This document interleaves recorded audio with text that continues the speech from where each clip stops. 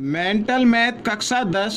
मैं हूं हरी सर और आप सभी बच्चे देख रहे हैं आपका अपना YouTube channel math with Hari sir, special Hindi medium के बच्चों के लिए। आइए करना शुरू करते हैं अध्याय 3 का अगला भाग। तो बच्चों ये रहा प्रश्न नंबर 34। प्रश्न नंबर 34 क्या कहता है, देखिए आपके सामने है। प्रश्न नंबर 34 कहता है के का वैमान बताइए, के का वैमान ज्ञात कीजिए जिसके लिए निम्नलिखित समीकरण युग्म का कोई हल नहीं है। अब कोई हल नहीं है बच्चों, ये फॉर्मूले तो आपको लर्न करने पड़ेंगे। देखो यदि यहाँ पर a1/a2 बराबर है b1/b2 और बराबर नहीं है c1/c2, तो इसका मतलब है कि कोई हल नहीं है, कोई हल नहीं है। ठीक है, ये याद रखना है अगर ये आता है। तो हमारा इसमें a1 क्या है बच्चों, a1 क्या है, ये k है। a1 क्या है, k। ठीक है, और ये क्या है, b है। तो और b1 क्या है बच्चों, यहाँ पर 2 है। और c1 क्या है बच्चों, c1 है -1। इस 1 को ना आप इधर ले आए, इस 1 को आप इधर ले आए तो ये 1 हो जाएगा, प्लस का 1। ठीक है ना, ये आ जाएगा, ये तो हो गया। अच्छा इधर ही लिख लेता हूँ। a2 क्या है, 5 है तो 5 लिखेंगे। b2 क्या है, b2 है -3, ये लिख लेंगे। और c2 क्या है, इस 2 को भी आप ले आए इधर तो ये हो जाएगा -2। ठीक है, इस तरीके से। तो हमें निकालना k का मान, k का मान निकालना, तो ये आप a1/a2 बराबर b1/b2 आपको सिर्फ यही लेना है। तो a1/a2, a1 क्या है k/a2, a2 क्या है 5 बराबर b1 क्या है, b1 क्या है 2 है और b2 क्या है -3, इस तरीके से। ठीक है, तो अब k का मान निकाल लेते हैं। तो क्रॉस में गुणा कर देना, 3 को k के साथ गुणा करें तो -3 k आ जाएगा, -3 k ऐसे। ठीक है, और 5 को 2 के साथ गुणा करेंगे, 5 दूनी 10। अब k का मान निकाल लेते हैं, 10/3। और ये जो घटा का निशान है आप इधर लगा दीजिए, तो ये आपका उत्तर आ गया, ये आपका उत्तर आ गया। अगर आप चाहते हैं इसको मिक्स नंबर में लिखना तो उसमें भी लिख सकते हैं। 3 तिया 9 और 1 10, तो ये आगे घटा का निशान यहाँ लगा दीजिए, ये आपका k का मान आ गया। ये भी k का मान है, ये भी k का मान है। नंबर 35 क्या कहता है ये देख लेते हैं। प्रश्न नंबर 35 भी आसान है। ठीक है, प्रश्न नंबर 35 कहता है k का वैमान बताइए जिसके लिए निम्नलिखित समीकरण युग्म एक अपरिमित रूप से अनेक हल है। अनेक हल के लिए बच्चों कंडीशन होती है a1/a2 बराबर b1/b2 और बराबर c1/c2, ये होता है। ठीक है, और आपके जिन हिंदी मीडियम का जो मेंटल मैथ है, यहाँ पर जो है वो जमा का निशान है, लेकिन आप इसको घटा का निशान बना ले।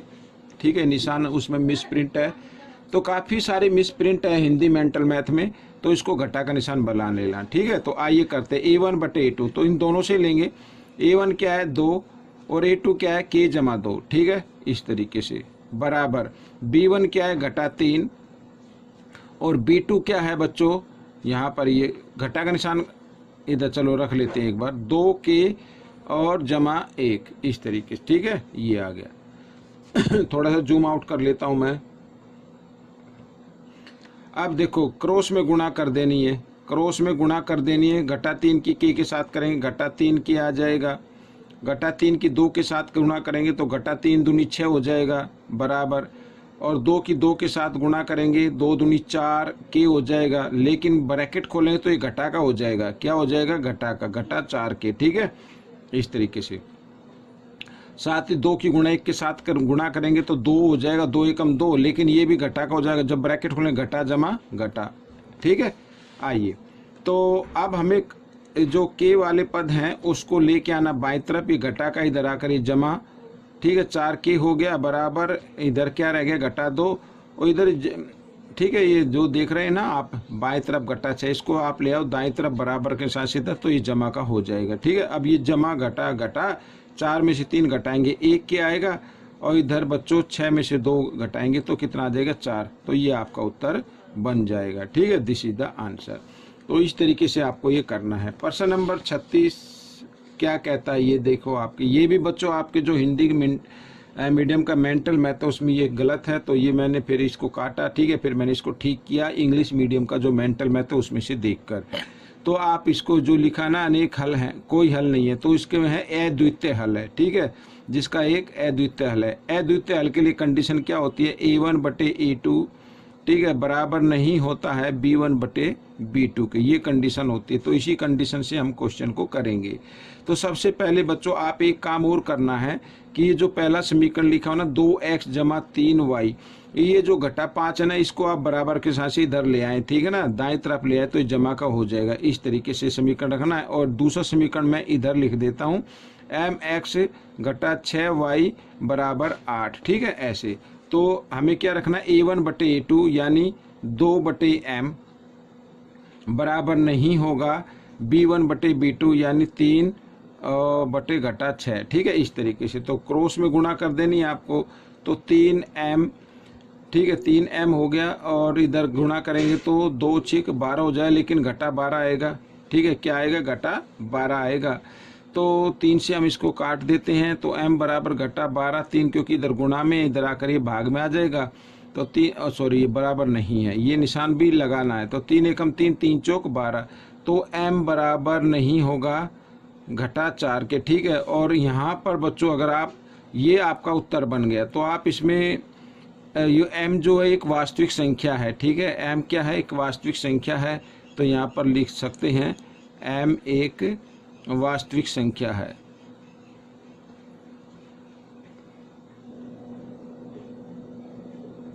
ठीक है, इस तरीके से। तो बच्चों ये प्रश्न भी आपका हल हो गया, ठीक है। आइए करते हैं अगला प्रश्न, रहा आपके सामने। देखो क्या कहता है, उस त्रिभुज का प्रकार बताइए जिसमें कोण A x डिग्री हो, कोण B y डिग्री हो और कोण C ये दिया हो, ठीक है। त्रिभुज का प्रकार बताना, तो कोण से बताएंगे बच्चों, कोण का दिया हो ना, तो त्रिभुज ABC, कोण ABC दिया हो ना, तो त्रिभुज यहाँ पर लिख देता हूँ, त्रिभुज ABC में, ठीक है, तो कोण A जमा कोण B और जमा कोण C बराबर 180 डिग्री। त्रिभुज के तीनों कोणों का योग 180 डिग्री होता है। A तो दिया हुआ x का, और जमा B दिया हुआ y का, और साथ ही C दिया हुआ y जमा 20 का, ठीक है, इस तरीके से बराबर 180। और देखो x और 1y और 1y 2y हो गए, और ये 20 है ना, इसको ले आओ आप दाईं तरफ ले आओ बराबर के साथ इधर, तो ये हो जाएगा घटा का, तो 180 घटा 20 बराबर कितना हो गया, 160 हो गया। ये पहला समीकरण बन गया। अच्छा, साथ में दिया हुआ y घटा x बराबर 50, y घटा x क्या दिया हुआ, बराबर 50। तो आपको क्या करना है, यहाँ पर मैं कर लेता हूँ, इसको भी चलो दूसरे पेज पर बता देते हैं, ठीक है, जगह कम है, इस पर बता देते हैं। तो ये जो समीकरण दिया हुआ ये लिख लेता हूँ, y घटा x बराबर 50, ये तो दिया हुआ है। साथ ही ये वाला समीकरण इसके नीचे लिखेंगे, x के नीचे x लिखना, बस इतना ध्यान रखना है।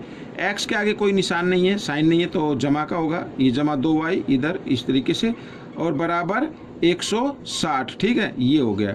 और ये घटा जमा घटा ये हो गया, 2y और 1y 3y, ठीक है, बराबर इधर 160 और 50 210 हो गया, ठीक है, कितना हो गया, 210 हो गया। तो इस 210 अब हमें निकालना y का मान, तो y का मान निकालने के लिए आपको क्या करना पड़ेगा, y बराबर 210 और 3 इधर गुणा में, इधर आकर ये भाग में आ जाएगा, 3 से काट दीजिए, 3 7 21, 0 की 0, तो y बराबर कितना आ गया, 70 आ गया। अब y का मान आप समीकरण 1 में रखो या समीकरण 2 में रखो, ठीक है, आपका एक x का मान आ जाएगा। आइए करते हैं, y का मान समीकरण 1 में रखने पर,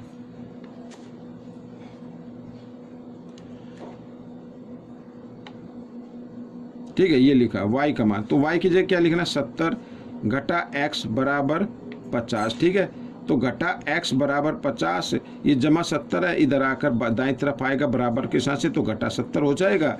और हम इसको घटा देते हैं, तो घटा 20 आ गया, ठीक है। तो घटा से घटा का निशान कट गया, तो x बराबर क्या आ गया, 20 आ गया। x बराबर क्या आ गया, 20 आ गया बच्चों। और क्वेश्चन में क्या कहा है, हाँ, त्रिभुज का प्रकार बताना है, त्रिभुज का प्रकार बताना है। तो यहाँ पर अगर हम देखें कोण A कितने का, x डिग्री का है, तो कोण A का मान कितना आ गया बच्चों, 20 डिग्री, ठीक है। और इधर कोण B कितने का है, कोण B है बच्चों y डिग्री का, तो y का मान कितना है, 70 डिग्री, तो ये 70 डिग्री का आ गया, ठीक है। कौन सी का मान, कौन सी का मान कितना है, ये रहा y जमा 20 यानी 70 जमा 20, तो बराबर कितना आ गया 90 डिग्री आ गया।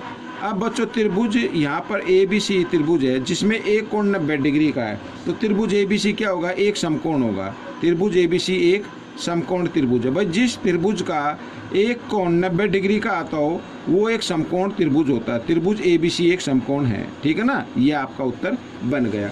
अब प्रश्न नंबर क्या कहता है यहाँ पर हम करें 38, तो 38 ये रहा आपके सामने।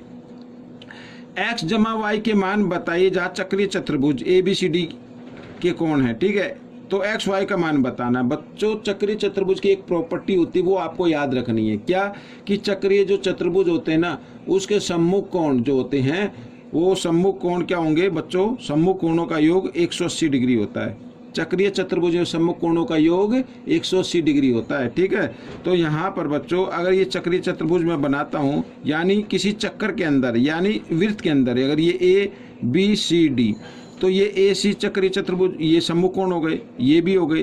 तो अब मैं लिखता हूँ कोण A, ठीक है, और जमा कोण C, ये बराबर इनका योग क्या होगा 180 डिग्री होगा, ठीक है। कोण A का मान कितना है 6x जमा 10 डिग्री और जमा C का मान कितना है, ये रहा x जमा y डिग्री बराबर 180 डिग्री, ठीक है।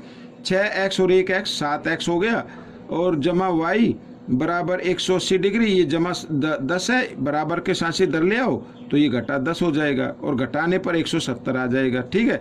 तो 7x जमा y बराबर 170 डिग्री आ गया, ठीक है। एक तो ये पहला समीकरण बन गया आपका।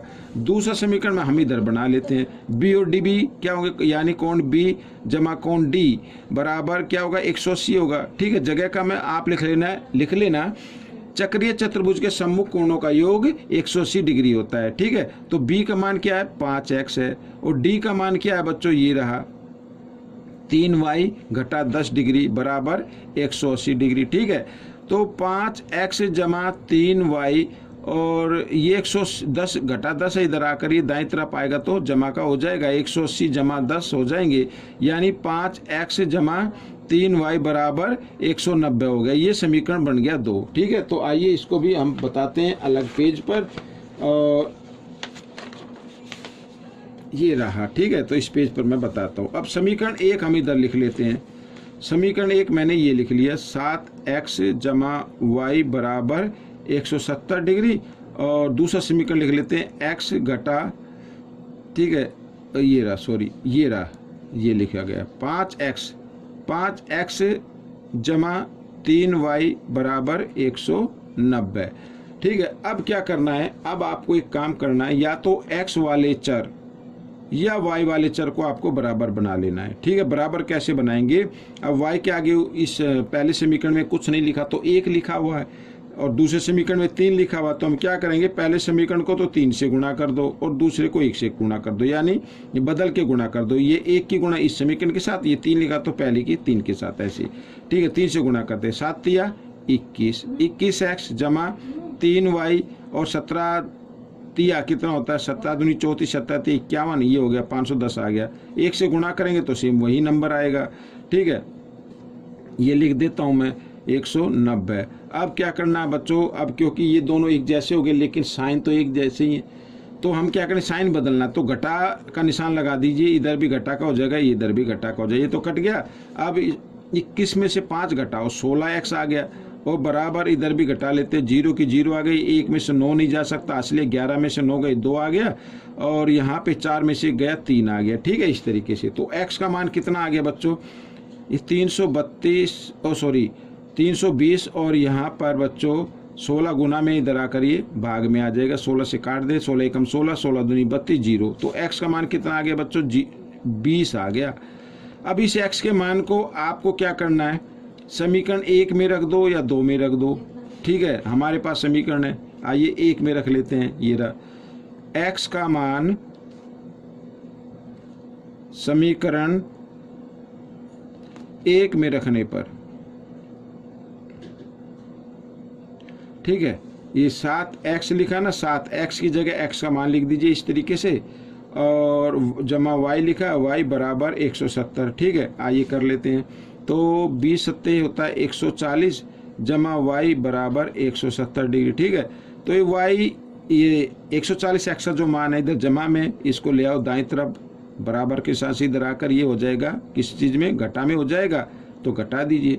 तो y बराबर कितना आ जाएगा, 30 डिग्री आ जाएगा। तो x का मान कितना आ गया बच्चों, यहाँ पर लिख देता हूँ, x बराबर तो आ गया 20 और y बराबर आ गया 30 डिग्री। ठीक है, तो आपको क्या कहा, x जमा y का मान बताना है। क्या लिखा है, x जमा y का मान बताना है, तो इनको जमा कर दीजिए। x जमा y बराबर यानी 20 जमा 30, ठीक है, कितना हो जाएगा 50। तो ये बच्चों आपका उत्तर बन गया। ठीक है, तो इस तरीके से प्रश्न हल हो गया। आइए करते हैं प्रश्न नंबर 39, जो आखिरी प्रश्न है इस भाग का। क्या कहता है, एक त्रिभुज के कोण x, y और 40 डिग्री हैं। ठीक है, तो बच्चों तथा x घटा y 30 डिग्री है, तो x व y का मान बताना। बिल्कुल आसान है बच्चे। त्रिभुज के 3 कोण दिए हुए, तो तीनों कोणों का योग कितना होना चाहिए, ये तीनों कोण थे x, y और 40 डिग्री, तो तीनों का योग होना चाहिए 180 डिग्री। ठीक है, त्रिभुज के तीनों कोणों का योग 180 डिग्री होता है। तो x जमा y बराबर 180 जमा 40 है, बराबर के साथ से इधर लेके आओ, तो घटा हो जाएगा, और घटाएंगे तो कितना आ जाएगा, 140 आ जाएगा। ठीक है, तो x जमा y बराबर आ गया 140, ये पहला समीकरण हो गया। और दूसरा समीकरण तो ये दिया हुआ, इसमें x घटा y बराबर 30 डिग्री। ठीक है, अब यहाँ पर ये भी x वाला भी एक जैसा पद है, ये भी है एक जैसे, लेकिन यहाँ पर साइन चेंज है, ये जमा ये घटा, तो जमा घटा क्या होते हैं, घट जाते हैं, तो घटा दिया, 1x और 1x हो गया 2x। ठीक है, वो बराबर यहाँ पर आ गया 170 आ गया। ठीक है, अब 2x का मान निकालना है, तो 170 2 इधर किस रूप में, गुणा में, इधर आकर ये भाग में आ जाए, 2 से काट देते, 2 अट्ठे 16 और 2 पंजे 10, तो x का मान कितना आ गया, 85 डिग्री आ गया। अब इस y का मान निकालना है। अब x का मान समीकरण 1 में रखो या समीकरण 2 में रखो। ठीक है, आइए लिख लेते हैं, x का मान समीकरण 1 में रखने पर, ठीक है, x का मान समीकरण 1 में रखने पर ये रहा समीकरण 1, तो x की जगह आपको क्या रखना है, 85 रखना, तो 85 जमा y बराबर 140 ऐसे। ठीक है, तो y बराबर 140, 85 को ले आओ दाई तरफ, तो घटा 85 हो जाएगा, और y बराबर 10 में से 5 गए 5, यहाँ रह गया 3, तो यानी 13 रह गया, 13 में से 8 गए 5, तो 55 आ गया। तो बच्चों x का मान कितना आ गया, x का मान आ गया 85 डिग्री और y का मान आ गया 55 डिग्री। ठीक है, तो ये आपका उत्तर बन गया, निकल गया। ठीक है, तो ये वीडियो थोड़ी सी लंबी हो गई, कोई दिक्कत नहीं है, आप इसमें से प्रैक्टिस जरूर कीजिए, वीडियो को पूरा देखे स्किप ना करें। ठीक है ना, वीडियो को पूरा देखे स्किप ना करें, प्रैक्टिस कीजिए। हॉलीडे होमवर्क तो कंप्लीट करना ही है, साथ में प्रैक्टिस भी करनी, क्योंकि एग्जाम में अच्छी रैंक और अच्छे मार्क्स लेके आने। मिलेंगे अगले भाग में, तब तक आप वीडियो को देखते रहिए, प्रैक्टिस करते रहिए। वीडियो देखने के लिए धन्यवाद।